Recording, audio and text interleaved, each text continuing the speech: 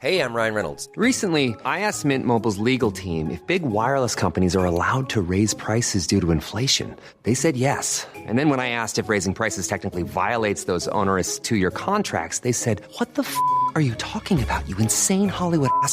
So to recap, we're cutting the price of Mint Unlimited from $30 a month to just $15 a month. Give it a try at mintmobile.com/switch. $45 up front for 3 months plus taxes and fees. Promo rate for new customers for limited time. Unlimited more than 40 gigabytes per month. Slows full terms at mintmobile.com. I'm Sandra, and I'm just the professional your small business was looking for. But you didn't hire me because you didn't use LinkedIn Jobs. LinkedIn has professionals you can't find anywhere else, including those who aren't actively looking for a new job, but might be open to the perfect role, like me. In a given month, over 70% of LinkedIn users don't visit other leading job sites. So if you're not looking on LinkedIn, you'll miss out on great candidates like Sandra. Start hiring professionals like a professional. Post your free job on linkedin.com/people today.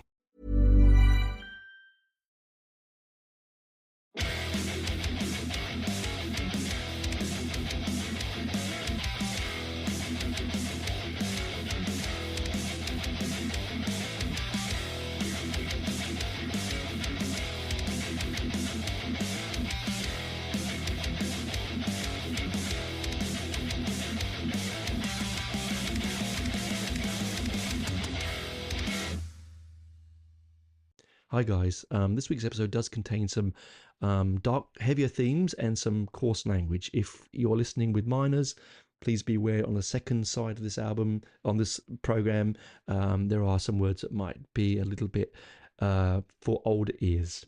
Anyway, hope you enjoy the show. I'll leave you over to Tony. Okay, Tony, take it away. Welcome, guys, to this week's episode of Heavy Metal Tones with me, your podcast host, Tony Evans. Welcome back to another look at the sort of follow-on, really, from the black metal episode last week. I went into a bit of a rabbit hole when I was researching the punk side of the story, and as you might know, so new-time listeners, for first-time listeners, may not know this, but I am a real sort of punk at heart, and those long-term listeners and friends of mine will know that already. But so what I'm trying to say is that I got stuck in this rabbit hole, and it is one of those rabbit holes. When you get down one, you can't get out. Now, please don't go, "Oh no, you can talk about punk, I'm going to pause." Up to you if you do so, but I think it might be worth your while listening to it, because it might open your eyes to something that I certainly hadn't really theorized until of late, which is really cool. So, as I said last week, the extreme metal scene has to come from somewhere. It can't just arrive, and I theorize myself that it comes like from the punk and hardcore punk and extreme punks from the late 70s to early 80s. And the one band that stands out the most for me, and it's a band that also inspired other musical genres. So just because it's like punk doesn't just inspire heavy metal, you know what I mean? It also inspired, I think, hip hop, because the Beastie Boys cite bands like Venom and Crass as their influences before they became a hip hop band, because they used to be a hardcore punk band, and it's sort of like you can sort of, when you listen back to this album, when I talk about it, you will hear it. You will hear it and you go, "Oh, it does sound like early, not late hip hop, like, you know, Boats and Hoes and Bitches and Stitches or whatever, but the early hip hop had more of a dare I say, musicality to it, and more of a message." Anyway, the band I'm talking about is Crass. So Crass were formed in 1977 in Epping, Essex. They promoted anarchism and political ideologies as a way of life, and a sort of a resistance movement. They were anarcho-punks, basically, part of a subculture of the punk movement. They went to direct action, animal rights, feminism, which is very apt for this particular album, anti-fascism, DIY ethic. They sort of used sound collages, and they leafleted and stenciled the walls. They were basically like a hippie movement, but that actually did something interesting, not just sat around in fields, you know, loving each other. and they spray painted graffiti all around the London Underground system. And I do remember that still being on the walls when I was a kid, some of those crass stencils. It was very critical of the punk subculture and the youth cultures in general. They really thought the punk didn't quite go where it should go. They've been associated with avant-garde punk, and I don't know, art punk. I'm sure I don't really... You could look at it that way if you listen to them and think, well, that does sound avant-garde and arty, but I don't think they were going that route. The band was based around I can't even say it. Anarchist commune in a 16th century cottage which is Dial House in Epping, and forming the commune founder Penny Rimbaud began jamming with Steve Ignorant, who was staying in his house at the time.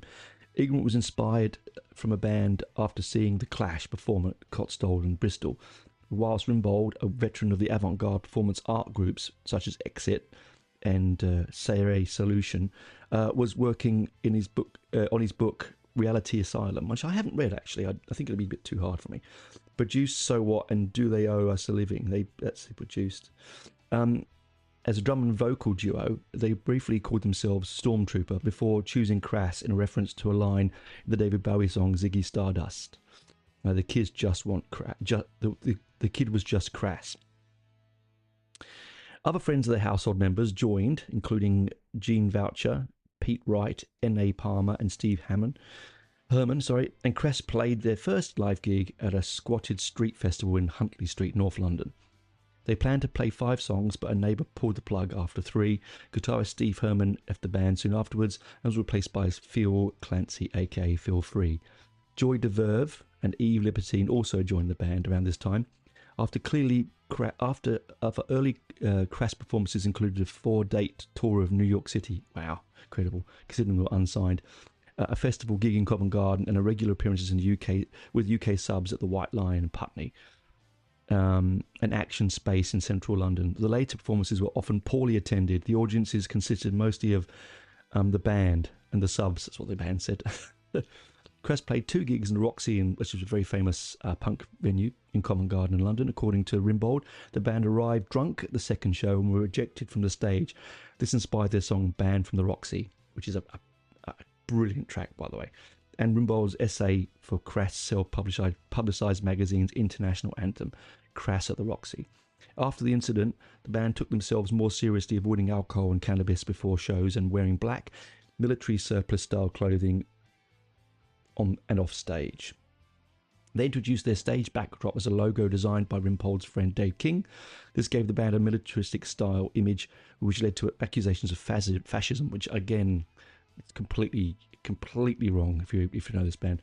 Crass countered that the uniform appearance was intended to be a statement against the culture of personality. So, in a contrast to many rock bands, no member would be identified as the leader. There you go. I love these highfalutin ideas. And conceived and intended as a cover artwork for a self-published pamphlet version of Rimbaud's Christ's Reality Asylum, Crass logo was an amalgam of several icons of authority, including the Christian cross, the swastika, and the Union Jack, and the 2-headed Ouroboros, symbolising the idea that power will eventually destroy itself. Using such deliberately mixed images was part of Crass's strategy of presenting themselves as a barrage of contradictions, challenging audiences to, in Rimbaud's words, make your own fucking minds up. This included using loud, aggressive music to promote a pacifist message, a reference to the Dadaist movement. So, straight away you can see that this is a band that really takes themselves very, very seriously.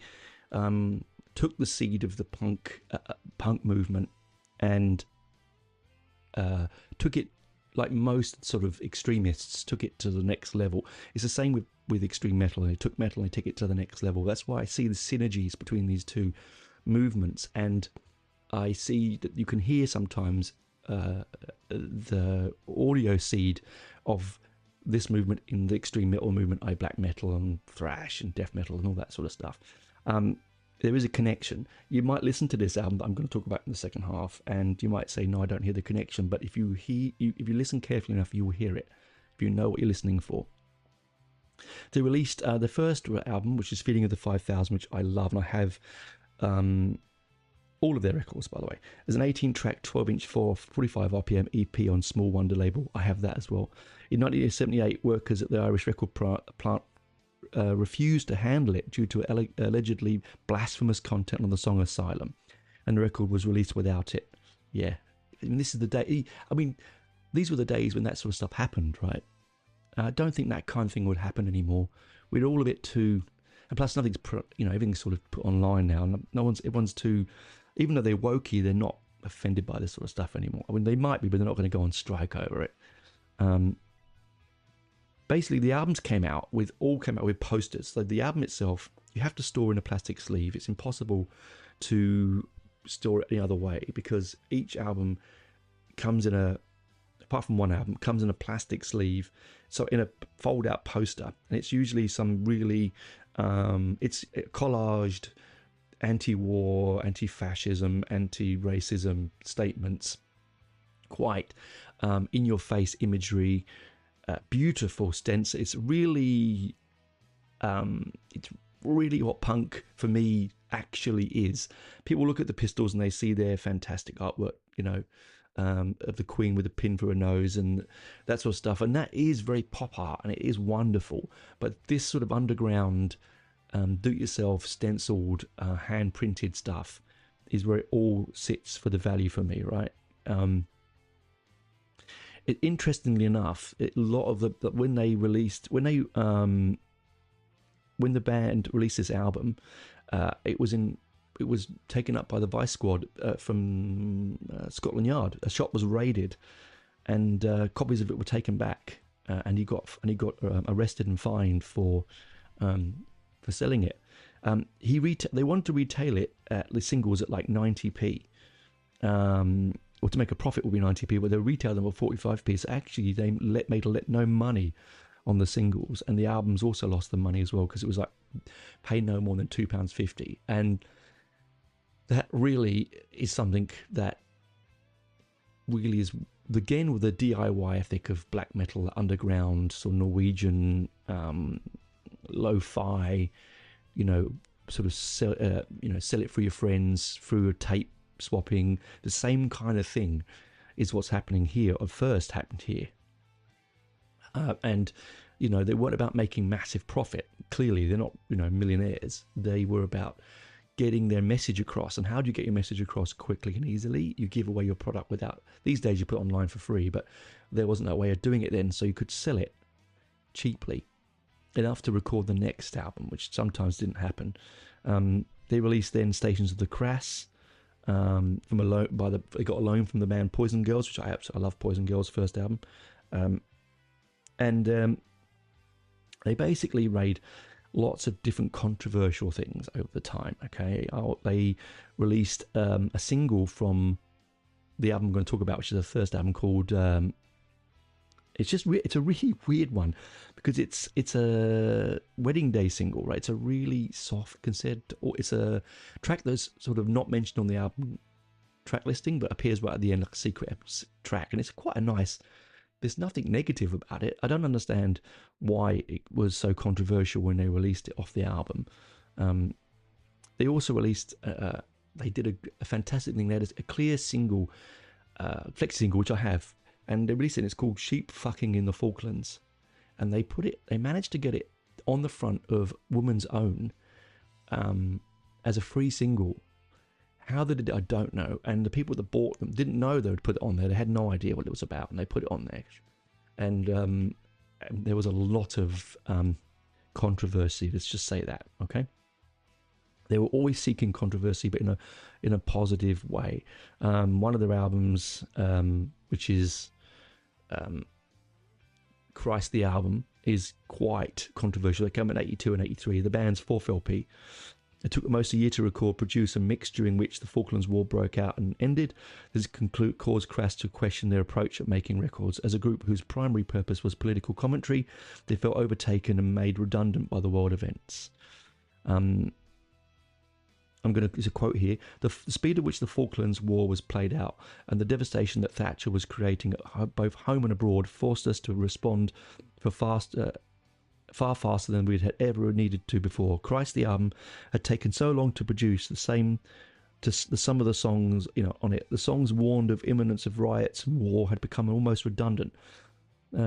Stockton, Bristol, Brixton, and Falklands were ablaze by the time that they released them, and we felt embarrassed by our slowness, humbled by inadequacies. Now, Toxteth, there were riots. There were race riots in Toxteth between the police and the immigrants that were in the country at the time, and it was quite violent. And you can go and look back on videos of it. It's really quite harrowing. So be careful with what you do there. And they had this very rough, very, very rough, aggressive stance, both musically and lyrically. Sometimes it's hard to actually understand it because it spat out at a very fast rate in a very, very East London sort of accent, and with a lot of vitriol and vile, anger in it. They released singles. Like one of my favourite singles of all time is a song called Nagasaki Nightmare. Now, Nagasaki Nightmare is a really hard thing to listen to, but the B-side, which is Big A, Little A, Bouncing B, is a brilliant stab at the nuclear war and atomic weapons. And it's very, very, very good. It's very C&D. It's one of my favourite singles, and often I go back to listen to it. So when the first two albums, very hard to listen to if you're not accompanied to it. That's why I'm going to talk about this third album, which is Penis Envy, which is going to be the one we're going to talk about on the second side. This is the more polished and clean of the albums. It's cited as their greatest album because it's, I think, one of the best albums of that genre, that anarcho-punk extremist movements. But they would say that Fitting of the 5000s, Please Sir, and Christ the Album is more them. I'd say yes, but if you're going to try and get into the band, this is probably the best way to jump into it. They said they always wanted to finish in 1984. I think that's a nod to the book, to George Orwell's 1984, and they did. They gave up on. They've reformed and played a bit here and there, but they did basically go their own separate ways in 1984. And you've got to admire them for that. Your standpoint. Most people remember Crass really by its symbol, by its artworks, by its incredibly aggressive, hardline, yet thought-provoking and beautiful soundscapes. Because not all of it is easy listening, as I said. Some of it will make you go, "Oh, I need to fast forward it," but please don't. Please live through those soundscapes, because if you're listening to extreme black metal and you are out there, then you should be able to listen to this. It is, if anything, more musical, and that's a very, I know, a big blasphemous thing to say to some people, but it is. It's a little bit more musical, a little bit more interesting in some respects, particularly in its themes. I'm not asking you to suddenly become, shave your head, wear army clothes and go and live in a camp and become an anarchist, because that isn't going to happen. It might do, you never know, but that's not the point. They didn't want people to do that. They wanted people to listen, and sometimes you have to shout above the crowd and do things that are shocking to get them to listen, to people to listen. And this is the one for me. This is the band that will make you listen. They are like nothing else musically. There is a lot of anarcho-punks. There's a whole anarcho-punk sub-genre, subculture, with bands like Poison Girls and Flux of Pink Indians, Sounds, which I really love. Sounds, Zounds, Zounds.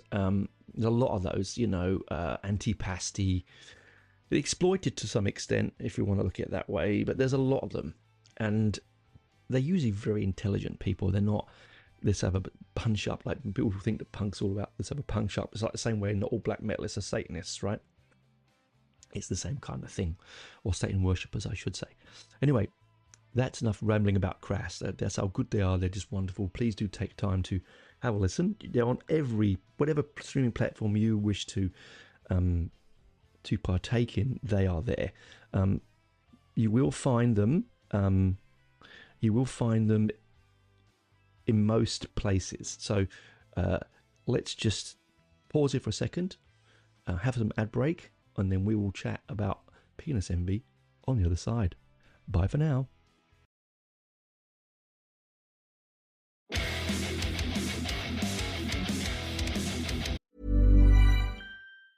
Ryan Reynolds here from Mint Mobile. With the price of just about everything going up during inflation, we thought we'd bring our prices down. So to help us, we brought in a reverse auctioneer, which is apparently a thing. Mint Mobile Unlimited Premium Wireless. How to get 30, 30, bit to get 30, bit to get 20, 20, 20, bit to get 20, 20, bit to get 15, 15, 15, 15, just $15 a month? Sold! Give it a try at mintmobile.com/switch. $45 up front for 3 months plus taxes and fees. Promo rate for new customers for limited time. Unlimited more than 40 gigabytes per month. Slows full terms at mintmobile.com. I'm Sandra, and I'm just the professional your small business was looking for. But you didn't hire me because you didn't use LinkedIn Jobs. LinkedIn has professionals you can't find anywhere else, including those who aren't actively looking for a new job, but might be open to the perfect role, like me. In a given month, over 70% of LinkedIn users don't visit other leading job sites. So if you're not looking on LinkedIn, you'll miss out on great candidates like Sandra. Start hiring professionals like a professional. Post your free job on linkedin.com/people today. Millions of people have lost weight with personalized plans from Noom. Like Evan, who can't stand salads and still lost 50 pounds. Salads generally for most people are the easy button, right? For me, that wasn't an option. I never really was a salad guy. That's just not who I am. But Noom worked for me. Get your personalized plan today at Noom.com. Real Noom user compensated to provide their story. In 4 weeks, the typical Noom user can expect to lose 1 to 2 pounds per week. Individual results may vary. Hey there, it's Michelle Norris. I'm host of a podcast called Your Mama's Kitchen. When I travel, I'm usually looking for a way to find a taste of home when I'm not at home. And one of the things I love to do when I am at home is entertain. And Airbnb allows me to do that. When I was in California recently, I rented a house that had a great kitchen. And when we were sitting around the table, we were all thinking, we're in someone else's house. Someone could be in all of our homes as well. If you have a home, but you're not always at home, you have an Airbnb. Your home might be worth more than you think. Find out how much at airbnb.com/host.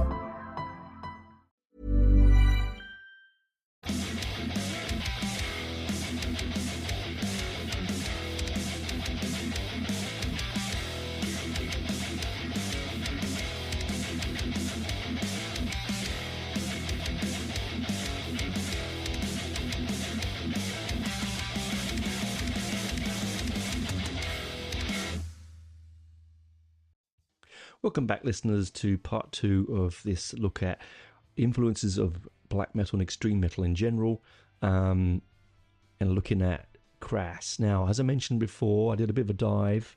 Sorry if it was wordy. I had to read that from Wikipedia because it was so wordy. I couldn't write it all down. So if it felt like I was reading off a screen, I actually was that particular time. But it's because it's just so much to take in with him. Anyway.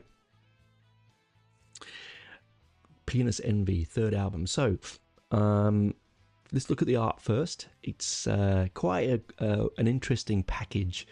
Read the art. The front cover is a old-fashioned 70s sex doll. It's in a box, so it's got that big gaping mouth. It's got a love heart, clear polyphrene cut out, and it's got teenage doll on it, which is, it's quite shocking. I think it's there to shock, and that's the key of it, right? Because it actually underlines what's the concept of the album is actually about. Now, most of the vocals on Crass albums are by Steve Ignorant. This actual album is mainly it's mainly Eve Libertine and Joy de Verve. Steve Ignorant does appear on one of the small tracks, but it's mainly them. I think he appears on What the Fuck, I think. Anyway, so and when you fold out the poster, I thought I said something else. When you fold out the poster, it's got quite a. I'm gonna actually grab it. 1 second, I'm going to grab it here. 1 moment. This is live radio. No, so on the front, as I said, it's got that teenage doll, amazing lifelike companion. And then it said, what vision is left, and is anyone asking? No more than £2.25. And then when you open up the inside, you have the lyrics, a collage, quite an in-your-face collage of men in bondage gear. It's very, if you know your artist, it's very Francis Bacon. I have a funny story about Francis Bacon. I sat next to him at National Gallery when I was at art school. I was sketching his painting, the Triptych of the Pope, and he sat next to me and said, "Do you like my work?" And I looked at him and he smiled, and then he got up and walked away. And I said to the guard, "Was that who I thought it was?" And he said, "Yeah, it was Francis Bacon." And he died not soon after that. So I'm looking at this artwork, and it's got a lot of naked men walking. It looks like an old-fashioned 1920s trial for film. It's got some rather horrendous sort of angel collage in the middle of a half man, half woman, with lots of frottage, which is like bits of paper over the top. And it says, now get me wrong, sorry if I get this wrong, misery thrills to the excitement of parched flesh and mind, blood-related servants to the power of pain. We keep it possible through our mute acceptance, a masculine/feminine perfect alliance. Yeah, so I've got the stereo print actually, which is really rare, which is nice, MOR print. Oh, sorry, one of the other pictures just says death and a high heels. That relates mainly to the first track on the album. So it's a feminist album, okay, guys? Don't run away. Don't suddenly get all a bit scared. Its main focus is feminism. It doesn't mean it's anti-masculine by any means. It's just feminism. And it's 10 songs long, 35 minutes and 2 seconds. It was released in 1981. It's their third album. Proto-rap? Yes, I think so. I think a lot of the hardcore, way that the hardcore vocals on this album and possibly even the earlier albums with Steve Ignorant, the way that he shouts it out, to me it sounds like rap. It sounds like some of that sort of really heavy gangster rap stuff. Like I said before, this band has influenced mostly everyone, particularly in the extreme movement. I know Metallica have mentioned them in the past. Bands like Anthrax and stuff have also mentioned them. It's not easy listening, so beware, okay? Listener, beware, because not only will it will have language that might offend, will also have imagery that would certainly definitely offend. Maybe not so much to 2024's ears, but certainly back, when this was released in 81, which is what, 33 years ago. It's quite scary, isn't it, when you think about that that far away. What was I? 8. Oh my God. It's very experimental theatre. It has very hard angular edges, but also some really beautiful music in it that you have to look into. You have to dive deep into it to get it, but you will get it. So the track listing is Beta Motel, Systemic Death, Poison in a Pretty Pill, What the Fuck, which is for me like a rap song, What Next Columbus, Burkatex Bribe, B-R-I-B-E, Smother Love, Health Surface, and then the Dry Weather, and then the tag-on single I talked before that it's not mentioned on the cover, which is Our Wedding. The band themselves said it was the shittest thing they ever recorded, because it's quite nice. I think that's probably why. The speed of the vocal recording on the other albums is very, very difficult sometimes to get your head around. This album particularly is much easier. Because both Joy DeVerve and Eve Libertine have good voices and are genuinely... They sort of, if you like Susie and the Banshees, they're sort of Susie-esque in some respect. Some really high-pitched vocals. There's a lot of drama. The first single, and the music itself, I will explain the music. The music is not your traditional punk music, okay? A lot of people think of punk as the Pistols or X-Ray Specs or, the Vibrators, turning Japanese, that sort of pop-esque kind of sound. This is a complete different route. There is no, in my opinion, there is no musical influence I can pick out from this. I can't hear blues. I can hear a bit of punk, yeah, maybe. I can't hear rock and roll in it. It's almost a whole new musical genre itself, and that's what fascinates me about the anarcho-punk movement and why it moved on to the extremities of metal, because that itself has no real. When you listen to extreme metal, you think, where's that coming from? And this is where I think it's coming from when I go backwards. And so, because some of it's quite angular, punchy, some of it's really rhythmic. There's some really beautiful, clean, sort of pop-esque kind sounds, but it's certainly not your traditional punk. I think it hits so differently. It has that kind of, I said, because of the vocal attack is very rappy like sometimes. A lot of people think that Blondie's was the first real rap, but I actually, sorry, I don't think that's the case. I think it might be the very most commercial rap guy, as by a white singer. But this, for me, is very much like, I hear Grandmaster Flash, African Bombata, the Beastie Boys. I hear Tommy Boy, all that early, brilliant New York rap, which I really love. Is all that electronica stuff from the early 80s is coming from here, I think. So we start off with Beta Motel. Beta Motel is basically, it's a feminist song about a woman trying to survive in a male world. There are lyrics in it. Let me get it open. Okay.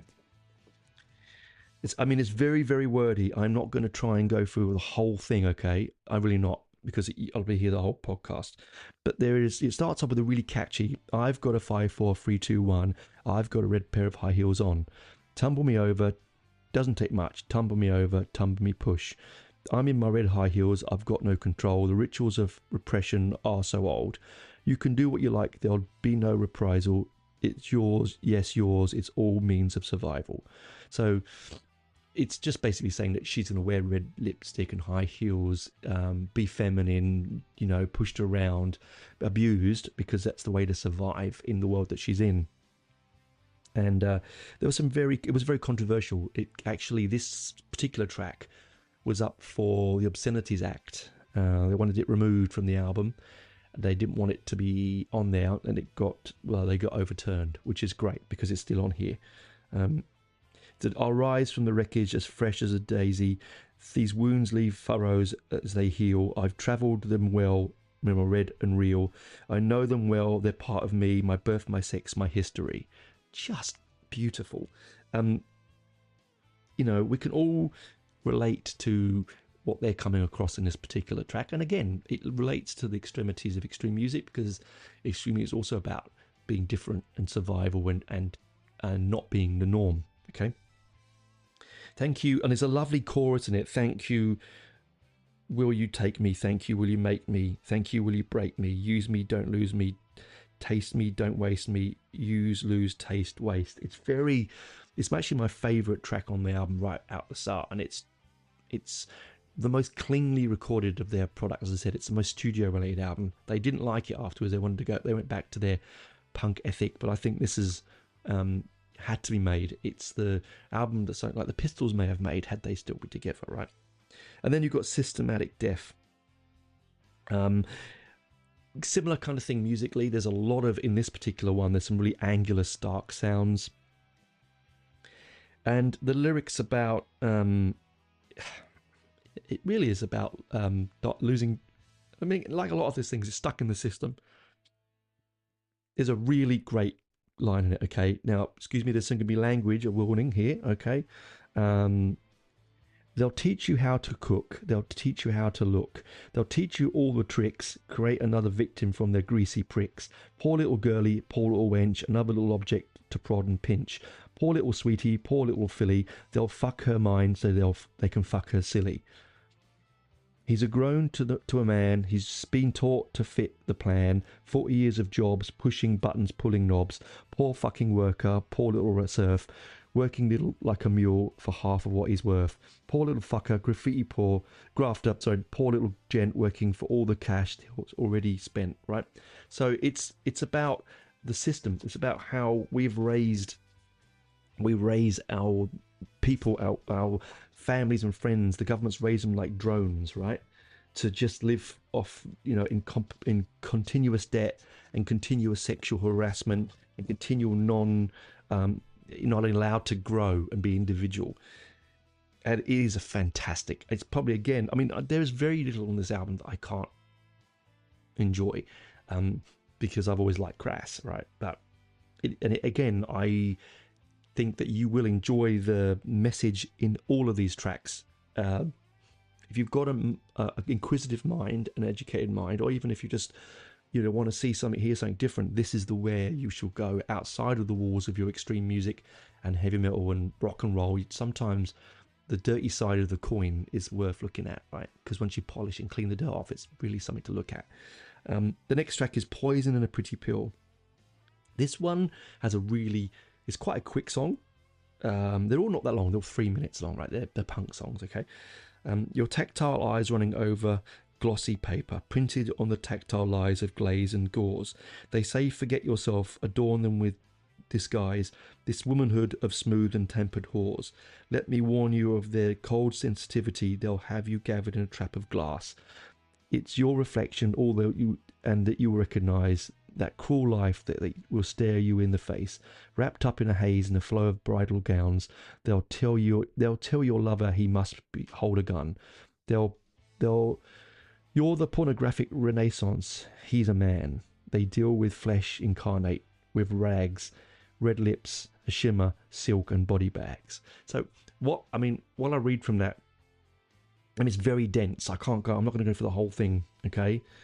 But it said, for me, reason it's Poison and a Pretty Pill is that I think it's also to do with the control of birth control. I think of the liberation of women. I think that it's the lyric here, and again, sorry, there is a word warning that might. I hope this doesn't. If it doesn't cause you worry, if you do, stop now. Pause for a few seconds, okay? I want to rape the substance of your body, hair in the midst, a gutted child fights for air. Against the fragile, smashed and sweaty wound, your factile beauty has an outrageous sound. Like a glamour billboard on a battlefield, at least the blood-red poppy was of nature's will. It's one of those bits of rhetoric in a lyric that could be anything. I read into it that it's about women's doesn't have control, because if you think about birth control, interestingly, it can be looked at both ways, can't it? It can be looked at freedom for the woman, all right, but control by the man. This is very deep, people.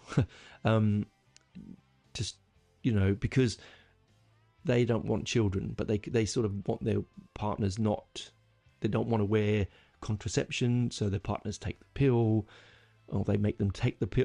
It's a two-way conversation, two-way street. But I think that this is a sort of anger around that. It's very aggressive feminism, but it's feminism that nonetheless is very poignant. And the next track, of course, again, is What the Fuck. Now, this is a sharp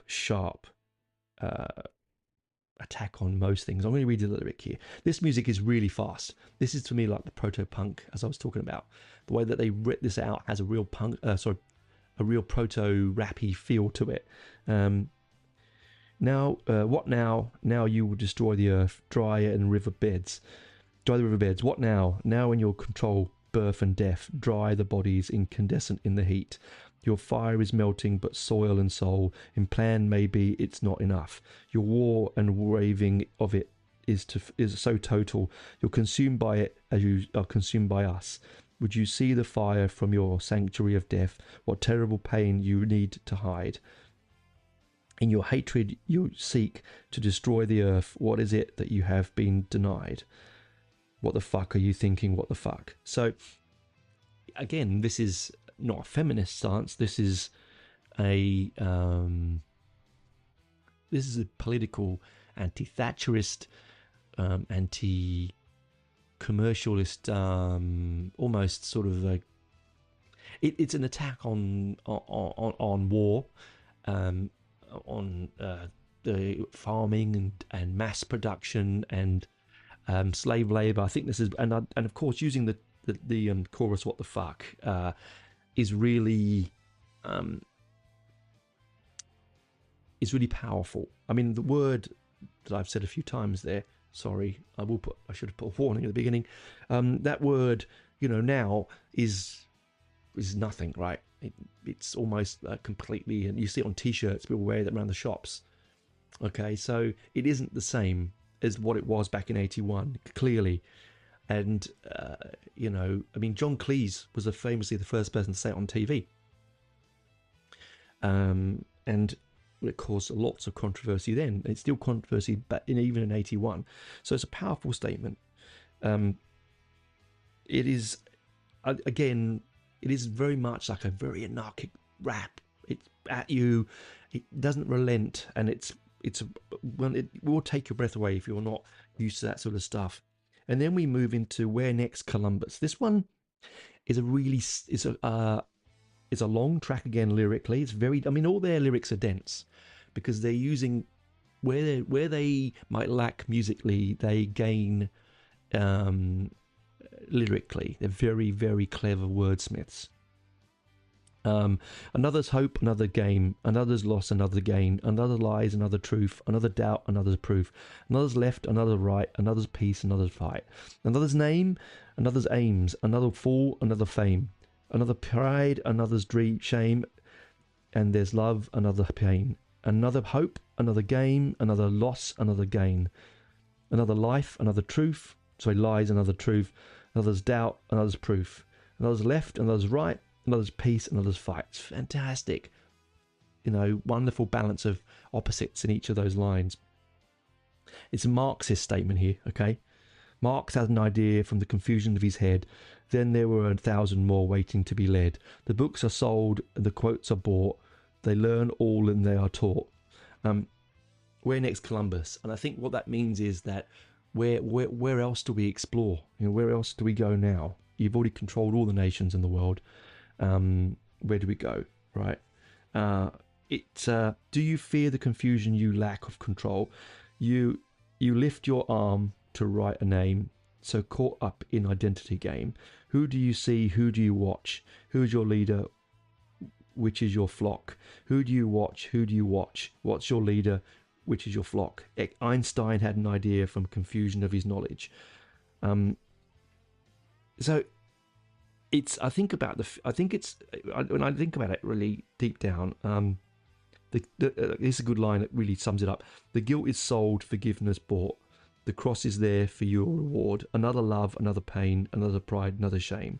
Do you watch at a distance from the from the side you have chosen?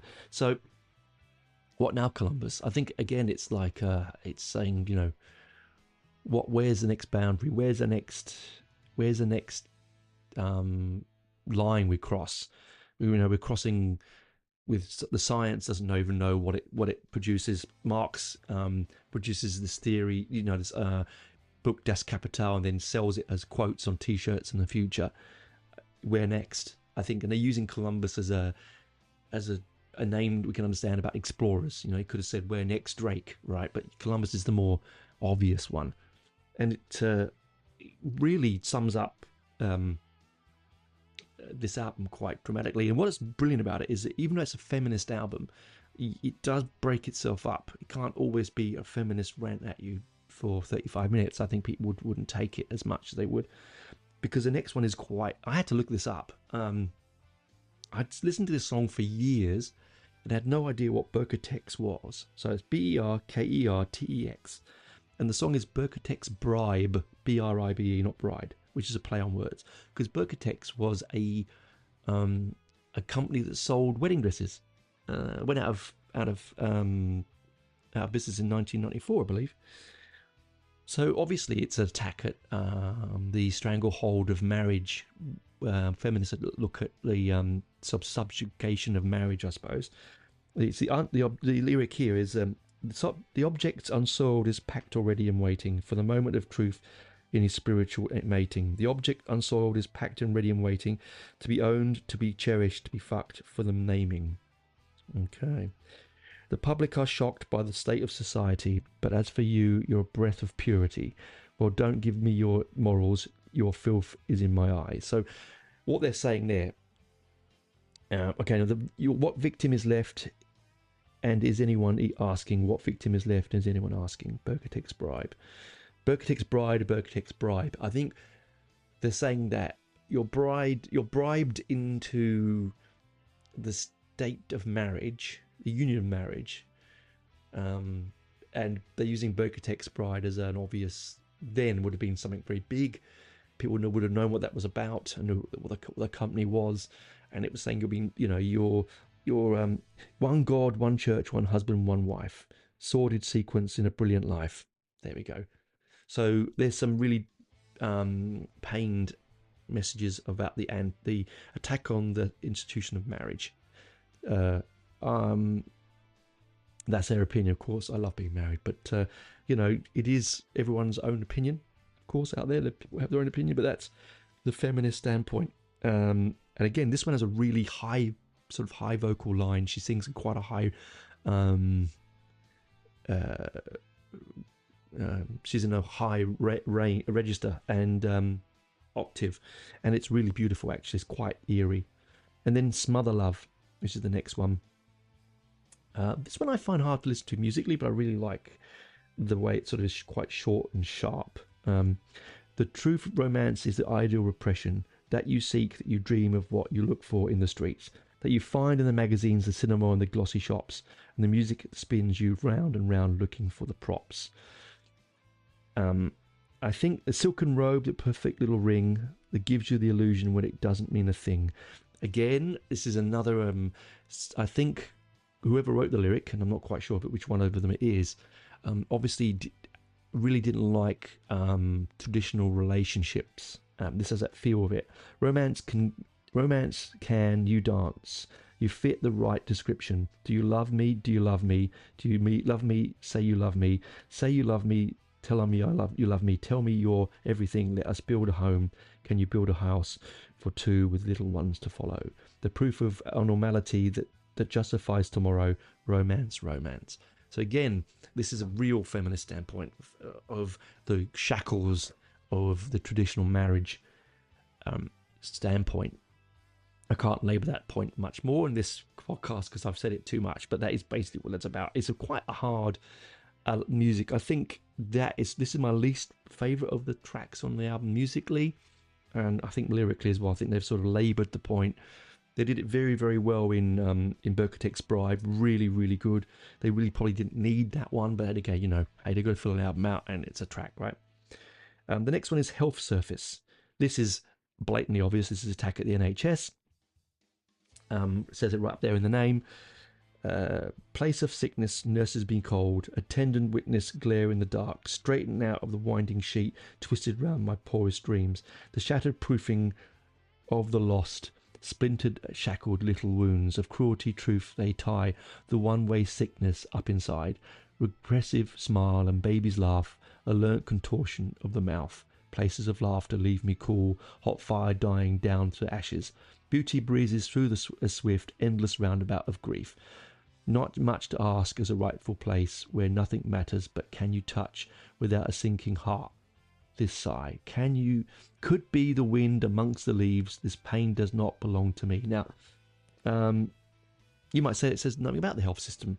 Doesn't say anything about the NHS, Tony. What are you talking about? But when you hear the music and you listen to the lyric, to nurse the sickness of the loss, instilled with fear and bleachy guilt, Impatient winds up in her cloth, winds up in her cloth, the tired shoes are splitting up, the weighty promises of love. I think it's about nurses. I think it's about the lack of money in the nursing system. It's about the Thatcherites cutting of money in the NHS. They say we'll soon have you up and walking. Took the prison for a stronger hold. Took the lies for a love song. Paid for life on a shoestring. See? So I think they're saying that is about that they can't. It's quite apt now, isn't it? Now that NHS and medical health around the world, everywhere. Maybe not in Sweden and Norway, where it seems to be doing well, is struggling post-COVID, and it was struggling pre-COVID, if we have to be honest. But yeah. And then we have Dry Weather, the very last track that's mentioned on the album. Okay, I'll let you make your mind up what you think about it. Okay, this is the lyric of some of it. Is there anyone prepared to tell me why? Tell me why I've been sucked dry. Oh yes, that is yours and this is mine. As long as the balance is out, that's fine. I don't define the terms of the oppression. Do you awake to the dull and grey depression? You ride on me, suck my energy. You take me what you want when you want it. You reject any change that I make. You ask me for more when I've spent it. When I've given it, all you do is still take. I originally thought it was a climate thing. And it could still be. But that might be the obvious thing with Dry Weather. And the lyric here, well, don't you think perhaps the decision is up to me to tell you I'm dreaming if I want to live, and I'll tell you you're scheming just for me to give. It might be, I'm stuck on it, guys. If anyone out there knows this song, wants to read the lyric, it's available online. And tell me what they think about it. I mean, over the years I've listened to it, I've never, some music, and this might be a lot of you listeners, I listen to the lyric very deeply, as you know, and I don't know about this one. There's a lyric here that says, shat on, spat on, totally confused, fucked up, mucked up, totally abused, pulled out, fooled about, treated like a toy, joked about, poked about, something to destroy, tricked, kicked, I don't want these games. I don't know. I think again it's about someone's personal life. They're sad and relationship issues possibly, and I think Dry Weather is a bit of a red herring, But anyway, that's another. I love, again, this is what Crass do well. These little bits at the end like that: shat on, spat on, totally confused, fucked up, mucked up, totally abused. This is where I say that the rap thing is coming from, because it's that sort of nomenclature that they use, that sort of rhythmic nuance that early rap was really into, and I think this seems to be where it's coming from in a lot of respects. I'd really love to know if those New York bands were listening to this kind of stuff. I'd be really quite fascinated. And then, as I said, you have the Free Sync song that's not on the album, that is on the album, and it's that wedding song, and it's Our Wedding Song is called, and it's really like a minute and a half of just really quietness and a little bit of sort of love. It's quite clean and lovely. It's so contradictory to what the actual album says and is doing. It's like a beautiful contradiction. I love it. So that is Penis Envy, my friends. I've used enough foul language in this episode. For me, I'm not a lover of bad language as it is most of the time, but there is a place and time and place for it. So I hope you really do listen to this album and do give some of that anarcho-punk scene a listen to if you're into extreme metal, and see if you can see where I see the nuance of the connection, because it's definitely there for me. Maybe I'm imagining it, maybe I want to see it, I don't know, but it's definitely there for me. Anyway, that's enough for me this week. Do have a listen to them. Listen to this album first, then maybe to the others, because I said the other albums contain some absolutely stunners, like of Punk is Dead is a great track. The They Are Still Living is another great track, but it's not the easiest to listen to unless you are prepared. So, bye for now. Enjoy that, and we'll look at something a little bit more easier next week. Anyway, ciao for now.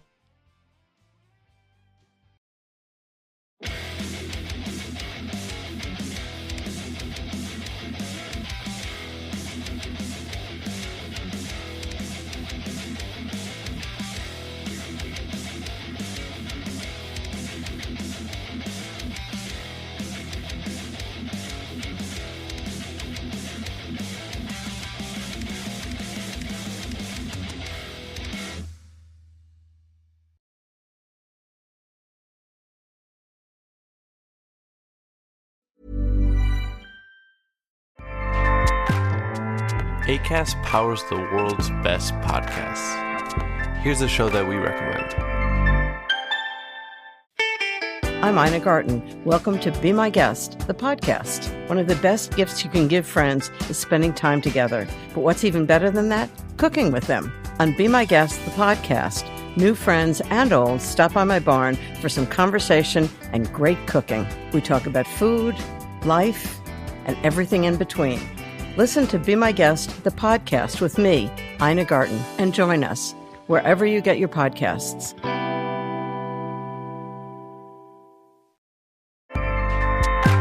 Acast helps creators launch, grow, and monetize their podcasts everywhere.